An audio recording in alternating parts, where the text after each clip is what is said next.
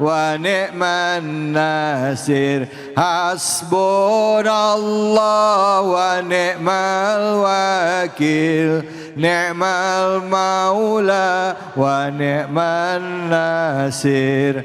Hasbunallah wa ni'mal wakil, ni'mal maula wa ni'man nasir. Sallu ala Nabi Muhammad.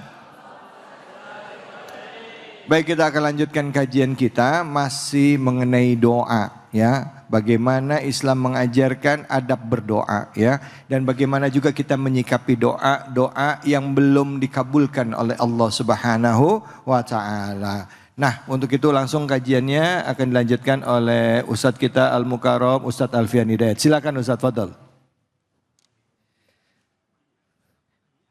Bismillah walhamdulillah. Assalatu wassalamu ala Rasulillah Sayyidina Muhammad ibn Abdillah wa ala alihi wa sahbihi wa mawalah. La hawla wa la quwata illa billahil aliyyil azim. Amma ba'du. Segenap para pemirsa Cahaya Hati Indonesia dan pula para bapak-bapak, ibu-ibu yang berbahagia, bahwasanya melanjutkan daripada pembahasan kita kali ini, Allah Subhanahu wa taala Tuhan yang maha kekal, Tuhan yang maha hidup, yang mana kita semua ini butuh kepada Allah Subhanahu wa taala. Fad'uhu mukhlisin, maka berdoalah kepada Allah dan mengikhlaskan daripada ketaatan. Kita hidup di dunia perlu yang namanya melakukan urusan dunia. Sebagaimana baginda Nabi Muhammad SAW bersabda, aslihu dunyakum wa'malu li akhiratikum ka'annakum tamutuna godan. Ini baginda Nabi nyuruh nih kepada kita selaku umatnya. Aslihu dunyakum, perbaiki urusan dunia kalian. Urusan dunia itu menyangkut dengan pekerjaan dan pula urusan sosial. Kita kan pengennya kalau ngelakuin atau ngerjain setiap urusan pengennya kan lancar-lancar terus ya. Pengennya kita begitu tuh. Kerjaan lancar, dagang lancar, nyari duit lancar. Kan gitu kita maunya. Makanya kita butuh Allah. Setiap apa yang akan kita lakukan, baik pekerjaan kita maupun usaha kita, awali pekerjaan tersebut yaitu dengan berdoa kepada Allah Subhanahu wa taala. Jangan sampai kita ikhtiar majalan, doa enggak dilakuin, itu namanya sombong. Doa mulu, ikhtiar kagak, namanya sama aja bohong. Doa mulu, kerja kagak, dagang kagak. Lah emang itu duit jatuh dari langit? Kan begitu ya Bu ya? Apalagi kita kepengennya kan urusan tuh lancar dan pula apa? Duit banyak, bener apa bener? Jujur dah, coba nih kalau saya doain begini, mudah-mudahan bapak-bapak pulang dari sini dan ibu-ibu juga, entar pas pulang dari sini ada yang ngasih duit 20 juta. Tuh kan, girang banget tuh diaminin kan tuh. Iya kalau urusan duit mah. Ada yang ngomong begini, lo Ustadz yang namanya duit mah kita kan perlu banget ya. Emang Ustadz duit mah nggak dibawa mati, cuman kalau nggak punya duit rasanya kayak mau. Tuh nyambung kalau ngomongin itu emak-emak menyambung. Lah yang namanya emak-emak jangankan wujudnya duit, baunya apal banget. Iya apa iya? Lah emang kayak begitu kan. Lah sekarang apa-apa udah pada mahal ya. Iya kita mah perlu duit, bener apa bener? Lah iya, ibu-ibu nih dari rumah ke sini pakai bawa motor, kan perlu bensin. Lah bensin belinya pakai apa? Pakai duit. Lah suami sama anak sarapan itu beli nasi uduk, belinya pakai apa? Pakai duit. Berarti duit berharga apa kagak? Berharga. Bahkan sampai ada yang ngomong, bagian Ustadz suami saya jarang pulang, yang penting di rumah ninggalin. Biarin Ustadz suami saya mukanya biasa-biasa aja, yang penting banyak. Berarti lebih berharga mana, suami apa duit? Astagfirullah.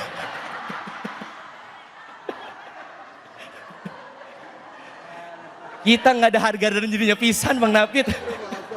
Iya. Astagfirullahaladzim. Kadang-kadang tuh Bang David namanya bini mah kayak begitu. Jangankan urusan duit Bang David, kadang-kadang minta maaf kalau dia salah aja susah banget. Kadang-kadang kita sebagai suami kalah harga diri kita sama pengamen. Itu bini salah banyak banget, susah banget minta maaf, pas kira ada pengamen baru kayak jereng, apa kata dia? Maaf mas.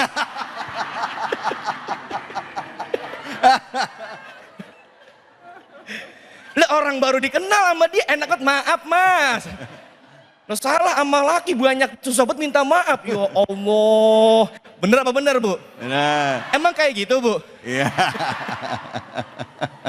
Ya Allah, kadang-kadang dandanan udah mulai beda. Pengantin baru merapi banget kalau di rumah.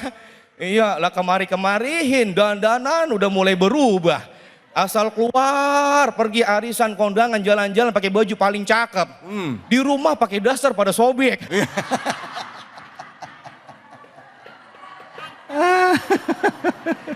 Biar adem Ustadz katanya. Odong rambut diikat pakai karet gelang yang warna-warni, kata laki, ya Allah ini bini gua apa nasi uduk ya? Astagfirullah. Tapi ingat, kita dalam menjalankan segala urusan kita butuh Allah. Makanya kalau ingin melakukan sesuatu awalilah dengan membaca Bismillahirrahmanirrahim. Supaya perkara atau perbuatan tersebut kita lakukan mendapat keberkahan dari Allah Subhanahu wa Ta'ala. Wa'malu li akhiratikum ka'annakum tamutuna godan. Dan beramallah atau berbuatlah untuk akhirat seakan-akan kamu mati besok. Makanya ini Nabi ngajarin kita nih, jangan sampai orang sibuk dengan urusan dunia sampai ngelupain urusan akhirat. Yang dikhawatirkan lagi sibuk, lagi asik ngejar dunia, tahu-taunya meninggal dunia. Na'udzubillah. Kita kan semua bakalan mati ya. Ada di sini Bapak Ibu yang kagak mau mati ada. Semua bakalan mati. Cuman berani mati jangan. Ya takut mati juga jangan. Jangan sampai, mohon maaf ini mah ya, kalau ada pemilihan gubernur kan pasti pada nyalonin ya. Pemilihan bupati nyalonin. Wah, kalau ada pemilihan calon mati ada yang mau nyalonin? Kagak ada. Enggak ada. Kita memang udah pasti mati. Mati itu hak buat kita semua. Tapi saya yakin pada takut sama. Karena kenapa? Nih yang pertama, dosa kita masih banyak ya. Bu, dosa banyak gak? Dosa lalai sama perintah Allah banyak gak? Dosa sama suami banyak gak? Astagfirullah. Ya Allah ya Karim. Ibu-ibu sering nyium suami sering? Nyium suami sering? Ini kadang-kadang nyium tangan laki lebaran doang. Bang maafin gue bang ya. Gue banyak dosa sama lu bang. Lagi lebaran cium tangan, acting nangis 2 hari gas habis, laki diomelin lagi sama dia. Aneh gitu ada. Mana orang yang mana? Luar biasa Bu nilainya nyium suami Bu. Ya Allah, sekali nyium suami itu Allah berikan pahala seperti menghatamkan Al-Quran sebanyak 12 kali hatam. Coba bayangin, 12 kali hatam. Pengen 24, muah. Pengen banyak, muah. Laki ngomong ke bocah, tong panggil ustadz, emang apa? Mak lu kesurupan.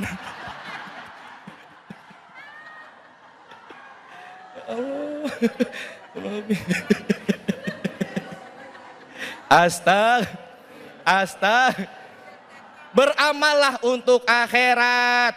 Sholat dikerjakan, puasa dilaksanakan, patuh dan taat atas segala perintah Allah.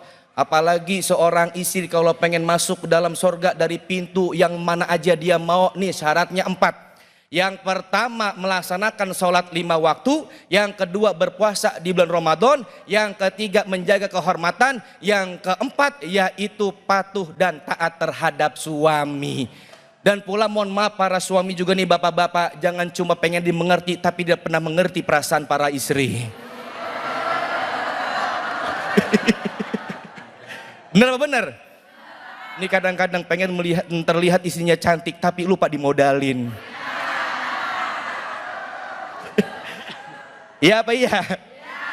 Yuk sama-sama kita terus berdoa kepada Allah. Insya Allah doa yang kita panjatkan akan dijabah oleh Allah Subhanahu wa Ta'ala. Amin. Astaghfirullah Rabbal baraya. Astaghfirullah minal khataya. Minta ampun sama Allah kali-kali ada dosa kita ya Bu ya. Sehingga dosa kita diampunin dan doa kita bisa diijabah oleh Allah. Amin ya robbal alamin. Silakan yang mau nanya angkat tangannya Bu. Angkat tangannya yang mau nanya siapa ini? Ya silakan Ibu. Ya.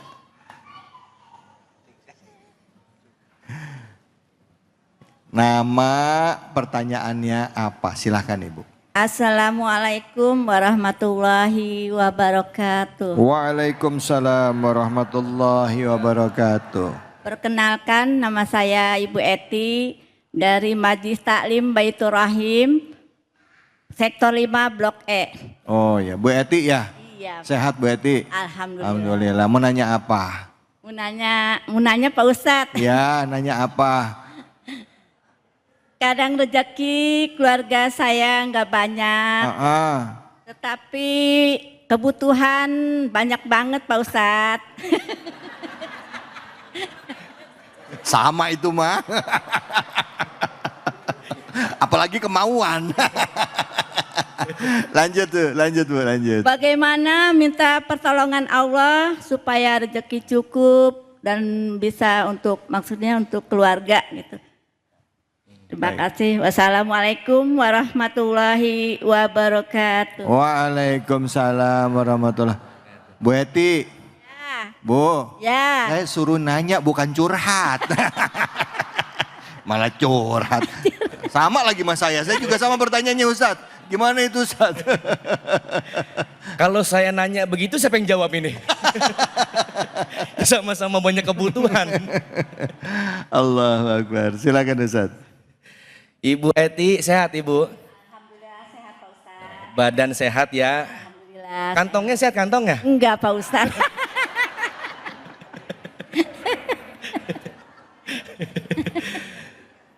Tak banyak kebutuhan, banyak keperluan. Bagaimana supaya bisa cukup untuk memenuhi kebutuhan itu? Benar ya? Benar. Solusinya udah dikasih tahu sama Allah. Yang pertama yaitu bertakwa kepada Allah dan yang kedua bertawakal kepada Allah Subhanahu wa Ta'ala. Wa may yattaqillaha yaj'al lahu makhraja wa yarzuqhu min haitsu la yahtasib wa may yatawakkal 'alallahi fahuwa hasbuh. Itu udah jelas udah. Itu solusi yang tepat dari Allah. Yang pertama, barang siapa yang bertakwa kepada Allah, maka Allah akan berikan jalan keluar daripada segala kesulitan. Kalau kita bertakwa kepada Allah, Allah bakal berikan rezeki kepada kita dari arah yang tak disangka-sangka. Ini bertakwanya gimana maksudnya? Bertakwa itu adalah imtisalu awamirillah wajtinabu nawahihi. Melaksanakan segala yang diperintahkan oleh Allah dan menjauhi segala yang dilarang oleh Allah Subhanahu wa Ta'ala. Perbaiki sholatmu, maka Allah akan perbaiki kehidupanmu. Kalau bertakwa, tawakal juga kepada Allah, fahuwa hasbuh, maka Allah akan cukupkan daripada keperluan kita. Contoh tawakalnya Ustadz gimana? Tawakal ketika kita sudah berikhtiar. Bu Eti ini sudah dagang, terus rajin sholat, semua serahkan kepada Allah. Yang namanya tawakal itu bukan hanya kita berpasrah, tapi harus diawali dengan usaha. Itu baru yang namanya tawakal. Diem di rumah aja, saya mah pasrah aja sama Allah. Bukan tawakal, namanya itu emang males namanya udah. Iya. Baik Ustadz ya. Makasih banyak Ustadz. Bu, udah kejawab ya Bu ya. Yang pertama adalah bertakwa kepada Allah, berikhtiar berusaha dan bertawakal kepada Allah. Salah satu diantaranya adalah benahin sholat, bekerja, berdoa, lalu hasil akhirnya kita serahkan kepada Allah sehingga Allah kasih jalan keluar dari tempat yang tidak diduga-duga atau disangka-sangka. Baik, jangan kemana-mana, kita akan lanjut lagi. Tetap di sini di Cahaya Hati Indonesia.